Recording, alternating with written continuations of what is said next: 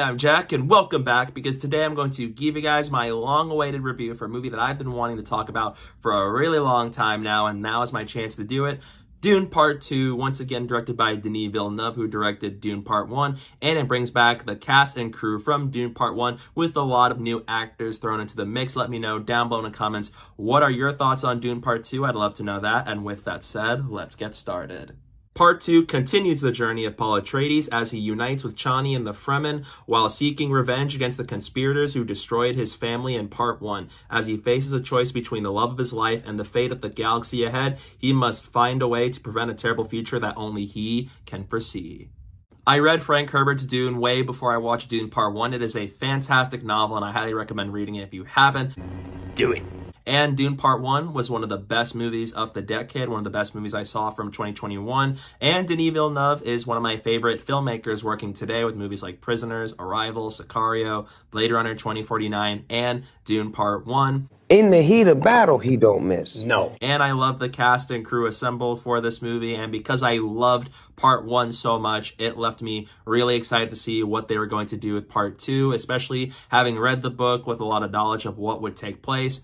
Left me really excited, and I'm so happy to say that not only was Dune Part 2 a knockout sequel for Part 1, but it is one of the greatest sci-fi movies I have seen in the last several years.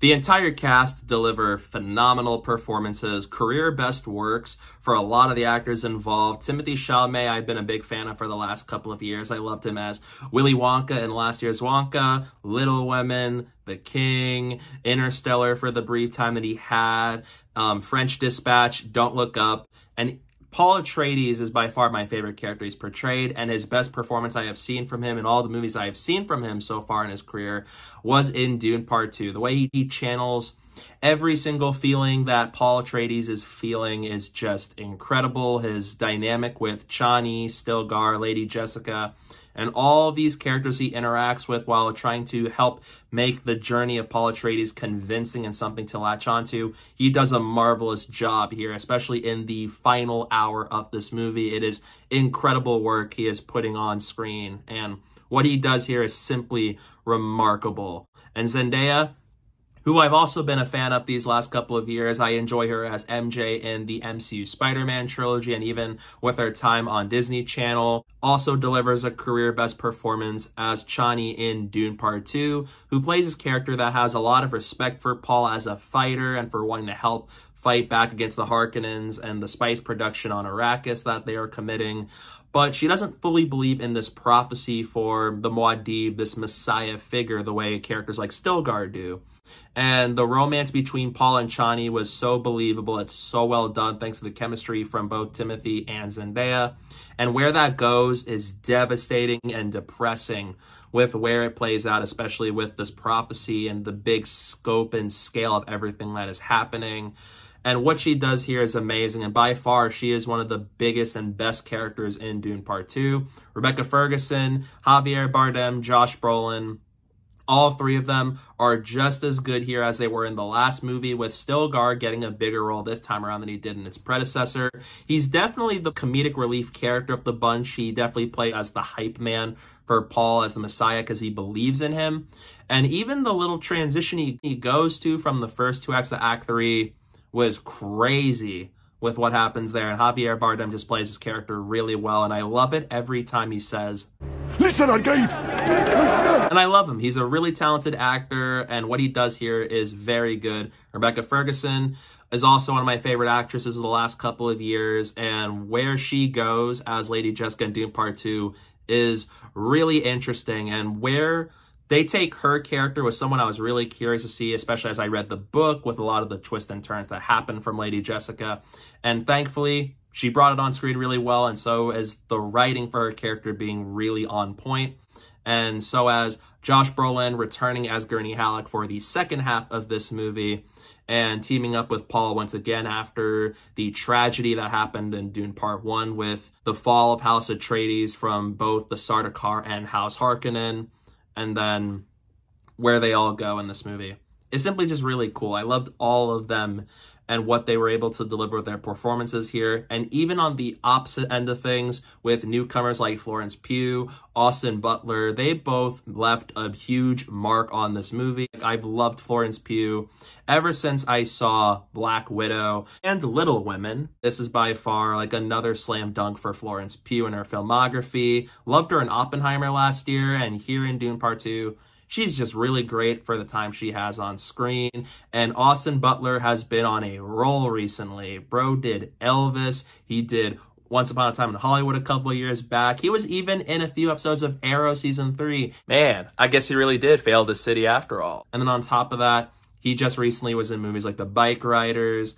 And man, he's going places. Like, Austin Butler is so talented. And what he does as Feyd-Rautha is just freaky. He truly disappeared into this role. He's ferocious, he's insane, he's got really cold line deliveries and responses to other characters, and it truly felt like I was watching one of the most menacing villains, and not just the Dune universe by far, but in movies. He is one of the rare villain characters I've seen where I genuinely feel scared every time he shows up, because that's when you know really bad things are about to take place, and that definitely applies to Austin Butler's performance as Feyd-Rautha. And Stellan Skarsgård is once again really good and terrifying whenever he shows up as Baron Vladimir Harkonnen.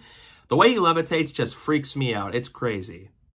Shout out Christopher Walken for being really great as the Emperor. This movie is gorgeous to look at. Greg Fraser returning as cinematographer from Dune Part 1 is such a brilliant choice, because the way he brings Arrakis to life is unmatched. It is very gorgeous to look at, with colors and how Arrakis looks at day, how it looks at nighttime, especially in the opening sequence of the movie. And even when we see other planets like Gedi Prime, the home planet of the Harkonnens, when the sun is up and everything looks black and white, and even going as far as to where the Emperor's homeworld looks like, it really fleshes out the universe of Dune, makes it feel like a lived-in, colorful universe where every planet has its distinct vibe and setting that sets it apart from the rest. And I think what that does for Dune Part 2 is absolutely wonderful, especially because in Dune Part 1, you saw Caladan, and that is a gorgeous looking planet, and so is what they do with Arrakis there. Here, they take it up to a whole other level with the world building of Dune Part 2, and I just really love this world and how Denis and the crew are bringing it to life. The music by Hans Zimmer is amazing. I think Hans Zimmer is one of the greatest music composers of all time. I haven't really loved some of his stuff post Interstellar and Blade Runner 2049, but his work on No Time to Die and mainly Dune Parts 1 and 2 is truly some of the best work he has ever put out in his career, with Dune Part 2 being a little bit more quieter with its themes, whereas Part 1's a lot more bigger, bombastic, it's louder, and I loved it for that. But Dune Part 2 has some really good themes, especially between Paula and Chani, like Lisan al-Gaib, Kiss the Ring, and Harkonnen Arena is one of my favorite tracks from this whole movie, and Hans Zimmer just knocks it out of the park once again. This is another one of the best scores I've ever listened to from Hans Zimmer. The action sequences are so mesmerizing on screen. Part 1 is very light on action, even though when it's there, it's really good, especially with Duncan Idaho's death scene and Paul versus Jamis. That's so.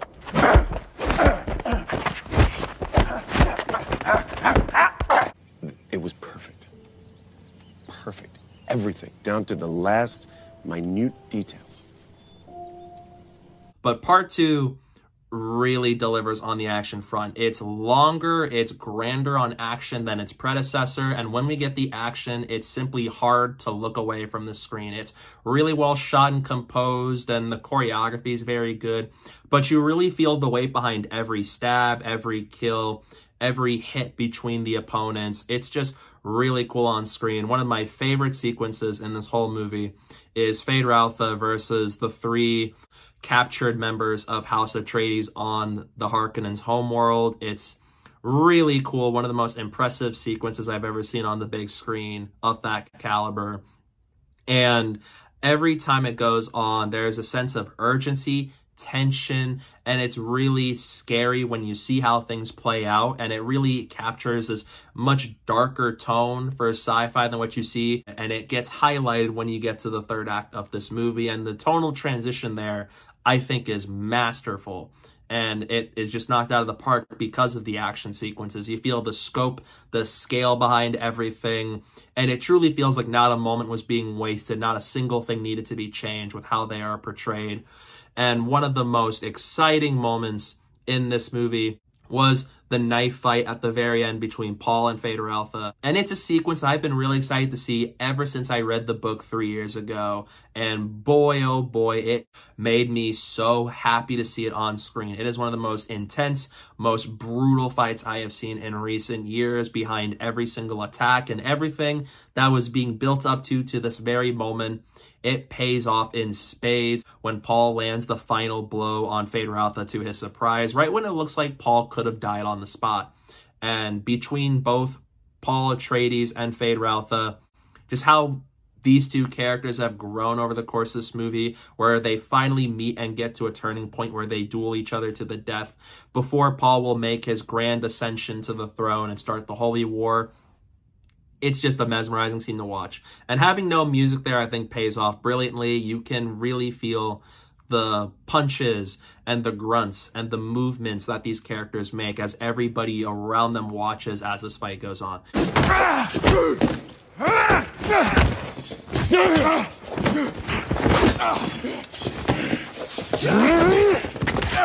It is one of my favorite scenes in movies recently, and it's stuck with me ever since I first watched it. Dune Part 1 is very close to the book in terms of adapting the source material. I can't really name much that it changes because it's a really fantastic adaptation of Part 1 that sticks very closely to the source material. Dune Part 2 decides to make a few changes. Some small, others are very big. And if you ask me, I honestly really like these changes even more than what the book does. And that says a lot because I love the book. But what Dune Part 2 is able to do with the second half of Dune, because of how much stuff is in there and how crazy and bombastic and bold it goes with its characters, I think the character choices and changes they made here work out marvelously for the story of this film adaptation of Dune. The biggest change they've made by far was Leia Atreides, because in the passage of time, the book had a 2-year window between when Part 1 happens and when Part 2 takes place. In the movies, Dune Part 2 takes place very closely from where Part 1 ended. Not too much time had passed like it did in the book. And because of that, one of the biggest changes was the fate of Leia Atreides, who is the sister to Paul. In the book, she is only 2 years old. She was born. But in the movie, she is still unborn. She is still within the stomach of Lady Jessica because of her relationship with Duke Leto Atreides. And it leads to some really interesting scenes between the young Leia Atreides, who's still living inside of her, and Lady Jessica communicating each other, especially when she drank the water of life, which is really freaky scene to sit through, by the way. And when we see Leia Atreides in a vision of the future as Paul drank the water of life, you see Anya Taylor-Joy portray this character. And it was wonderful to see, even though it was only for a very brief cameo, but it does leave an impact on Paul's journey. And it does leave me excited to see Anya return as his character in the third movie, Dune Messiah. Baron Vladimir Harkonnen also suffers a very different death in Dune Part 2 compared to the book. In the book, he gets killed by the Gom Jabbar from Leia Atreides. It's very weirdly done in the 80s movie from David Lynch.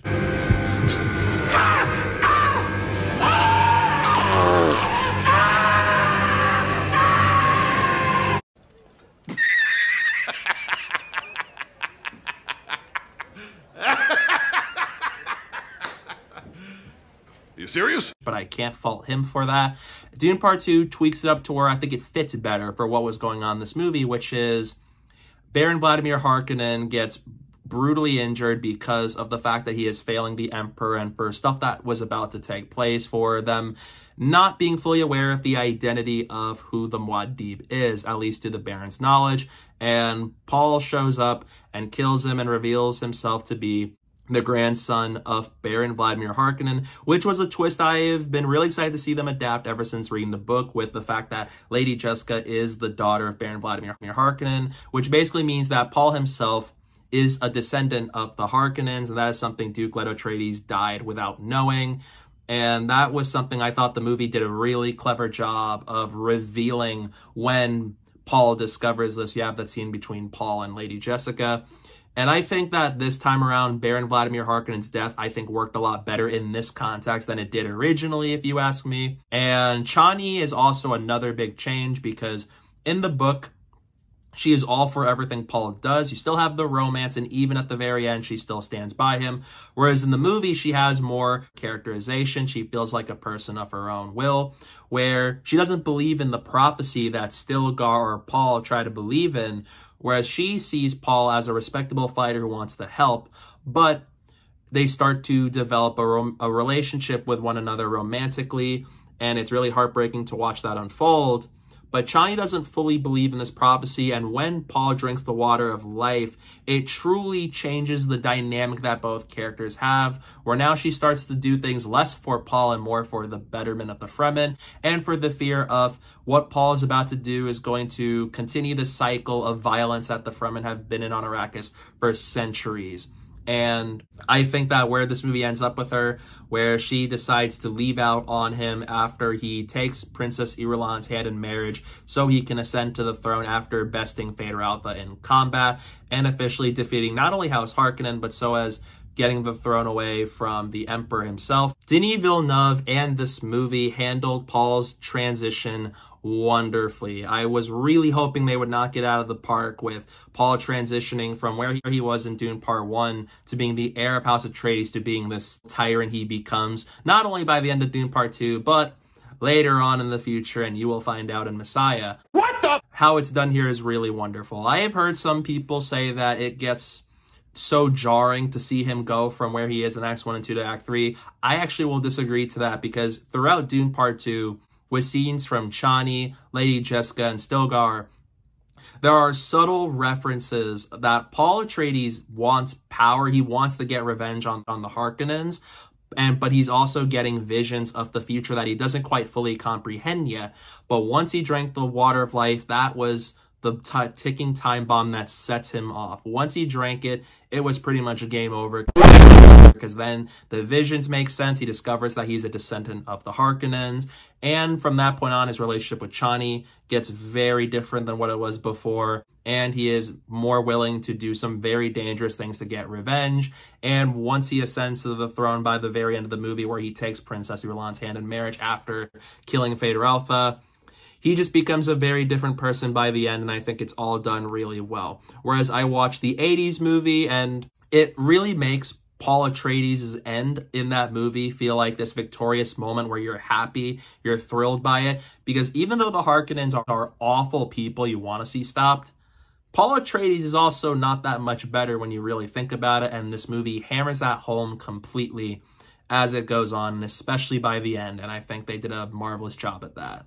From Gurney Halleck giving the killing blow to Beast Raban, and from Paul's speech in the Southern Tribal War Council on Arrakis with all the Fremen believing him to be this messiah figure, from the third act to the assaults with the 3 sandworms coming in, from Paul riding the sandworm even early on in this movie, all the way to the final confrontation where Paul and Phaedra Alpha have their glorious knife fight.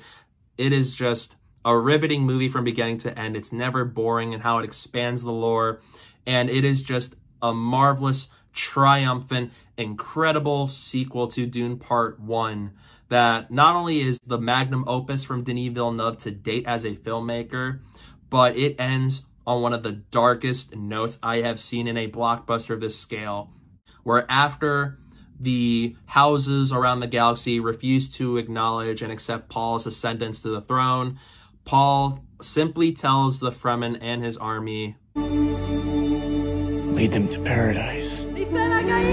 Point on, Stilgar, everybody cheers for him. They go out, they're going to go start a jihad and a holy war against the great houses as he makes his ascendancy, as Chani walks out on him after taking her hand in marriage and everything Paul is doing and will do later on. It is just a marvelous movie. I can rave about this movie for days because that's how much I love it. It was everything I hoped it would be and so much more, and I'm so happy that Dune Part 2 is as good as it is. So in the end, I'm going to give Dune Part 2 an A+.